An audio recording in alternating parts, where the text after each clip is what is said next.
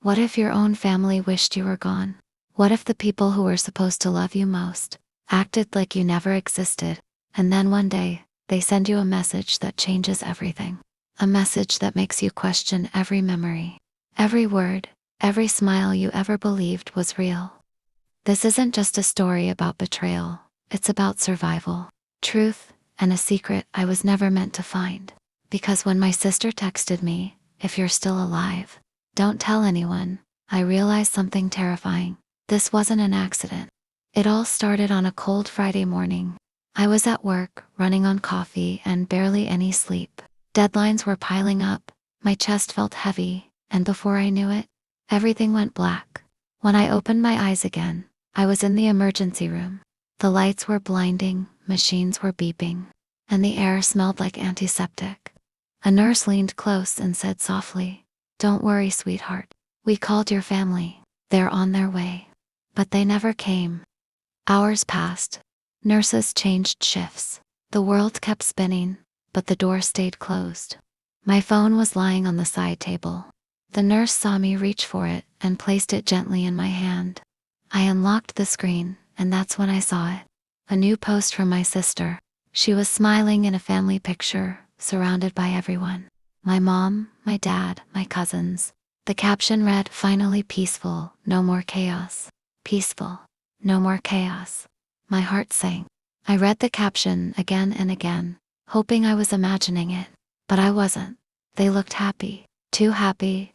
I lay there, silent, staring at the ceiling. My chest hurt, not from the pain, but from something worse. 3 days later, the doctor told me I had been clinically dead for 37 seconds before they revived me. 37 seconds. And not one person from my family had even shown up. When I finally got my phone charged again, I saw 56 missed calls. Most were from unknown numbers. And then, one message from my sister. Just one line that made my stomach twist. "If you're still alive, don't tell anyone." For a long time, I stared at the screen, trying to understand what she meant. Then, another notification popped up. A video message from her. My hands were shaking as I tapped play. The video was dark and shaky, like it was recorded secretly. I could hear whispers, my parents' voices. My dad said, "It's done. She won't be a problem anymore." And then, my sister's voice, calm, emotionless, "Good. We can finally move on." I froze. My hands went cold. The phone slipped from my fingers and hit the floor. Was I hearing it right? Were they talking about me? The nurse came in when she saw my panic. She asked if I was okay, but how could I explain that my family, my own blood, might have wanted me gone? That night, I couldn't sleep. Every sound in the hallway made me jump.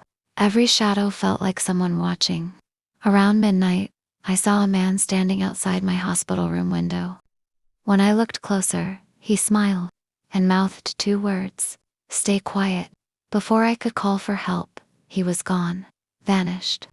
The next day, the nurse who'd been kind to me suddenly stopped talking. My discharge papers were delayed. My medical reports went missing, and everyone started acting strange. It was like they knew something I didn't. When I finally got home, the house was empty, but it wasn't normal empty. All the family photos were gone. The walls looked bare.